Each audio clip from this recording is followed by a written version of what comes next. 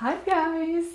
So if you want to know everything about your eyes, your skin around your eyes, and how to treat it properly, keep on watching because I'm going through the entire skincare routine that you should be doing for your eyes, starting from makeup, starting with skincare, and then I'm gonna even talk about makeup. So keep on watching if you're interested about that. So I'm Madeleine, I'm the owner of Sparkle Lifestyle in Midi Spa, and I feel like we don't talk a whole lot. I keep talking about the face, skincare in general, but I never really did a video specifically on how to take care of your eyes. And there's a lot of confusion, or I guess a lot of things that people do wrong when it comes to the skincare of your eyes. So it all starts the way that you remove your makeup at night. So first, super important to remove your makeup because it traps a lot of dirt. That's how it, with the sun, the pollution and all that, it's really important to remove everything because the skin around your eyes is really thin, really sensitive. So you need to take care of it differently than what you're doing on your face. So the first step would be to remove your makeup. What most people do would be to use the makeup wipes, which I totally disagree with. You need to get rid of those wipes. So if you're wearing a lot of makeup, you need something that would be more like oil-based that will dissolve your makeup. There's some option with oil and some without oil. If you have fake eyelashes, you can't have the oil version. But the best one would be the oiled one, and you need to kind of leave it on and let the product melt your makeup and all the dirt, and then you would kind of wipe it off. When you're using makeup wipe, you use a lot of harsh ingredient and then you pull, and you're technically just dragging the dirt, you're not really removing it. So my favorite one would be Melt Away from Osmosis. It's really good for super dry skin. It lets everything like not dry, it's just like super rich and it's moisturizing, and so I really like this product. That's my favorite one. So start with that. Then you can use that product everywhere on your face, but personally I'm more oily, acne prone, so I would not use that product everywhere. Then you would remove your makeup on your entire face. Then you need to apply an eye cream. So there's tons of different eye cream on the market, but most of the time you cannot use the same product that you're using on your face for your eyes, especially when it comes to like serum or treatment serum, because a strong vitamin C or vitamin A can actually create some inflammation on your skin and around your eyes, and you don't want that, right? So and there's tons of different type of eye cream. It really depends on the concern that you have. So I'll take me by example. I don't really have fine line, but it's the loss of elasticity. So there's skincare that you can, the eye cream specifically for that. Maybe you have more fine line, wrinkle, pigment. Maybe you have like dark circle. So you really need to find ingredient that will work with your concern. So let's say that you're looking at the thickness of your skin, okay? So maybe you have like, you have either dark circle or maybe like creases under your eyes, and that would be more related to the fact that as we age, we lost volume under our eyes, and then you can start seeing and your skin get thinner and thinner.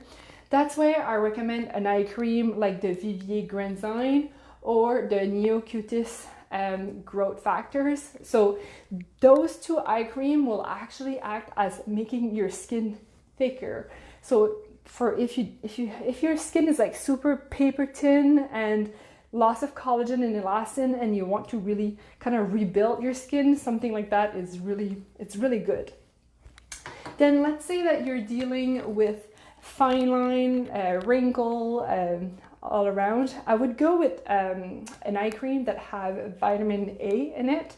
I like this one from Vivier. That's probably my favorite one. It's perfect for under your eyes if you have fine line. There's vitamin A, so it's almost like a buffer sandpaper, so that would be really good. I would suggest using this cream at nighttime because there's retinol in it. You can even apply it around your lip for fine line and wrinkle there. That would be one. If you have a dark circle are usually, not always, but sometimes related to like a bad circulation. So if you're puffy or, you know, dark, it's like, and it's probably related to blood circulation or maybe water retention. That's where I recommend the Vivier Dark Circle Eye Cream. And Osmosis also have a version. There's vitamin K in it. And so vitamin K will really kind of calm the inflammation. And sometimes you can have ingredient like caffeine also will help water retention. So those would be my recommendation. Then for someone maybe that have younger skin, you're not battling with any concern really, but you just want to maintain, that's where I recommend the Vivier Eye Contour Cream. So that's just kind of like hydrating. So there's no really active ingredient in it, but then you're gonna maintain your nice skin, right? So when you're applying the eye cream, you need to use your ring finger. So people kind of rub, it's super important not to rub your eye cream. It's a really delicate area, so don't pull your skin, don't rub too hard, just apply a tiny little quantity on your ring finger and you're going to apply it gently. So if in your eye cream there's retinol, I would not use the retinol directly on your eyelids. Super important. You can go under, maybe on your eyebrows, but that would be it.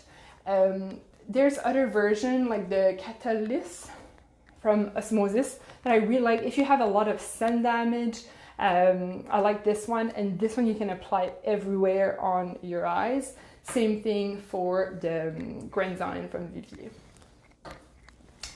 Then, so you put all the good stuff on your eye. Then it would be how you're going to apply your makeup, and that's super important also. A lot of people will be applying concealers. So I love the concealer from Osmosis. I think it's great. It doesn't crease, and there's also a balm in it that you would apply first. So that will really protect your skin from all the dirt and the makeup, right? So it kind of acts like a layer between your makeup and your skin, because if you don't want to break out, and it helps for the creasing also. There's like ingredient like vitamin E, so it's really good. It's a good moisturizer. So I strongly suggest to apply that anywhere so the makeup will not crease. So that'd be a good concealer. Then I would apply, when it comes to your foundation, you can apply foundation directly on your eyes, some of it, but not all, right? You need to be really careful with the ingredient. My go-to is actually a pressed powder. It looks like this. So it's a zinc oxide, mine. This is actually mine.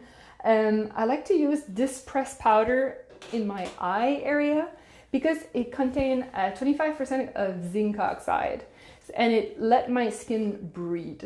So it's really good, and then on top of it, it protects my skin from the sun, right? Because zinc oxide is a physical block, so it blocks the entire UVA and UVB. So I definitely recommend a pressed powder like that. So you just apply on your eyes and you're covered, and it's really good, because applying sunscreen on your eyes, sometimes it can be really tricky. And yeah, so that would be my recommendation when it comes to eye skincare. If you have any question, I see a question there. Yeah, so feel free to comment below. I'll be more than happy to answer all your questions. So see you soon. Bye-bye.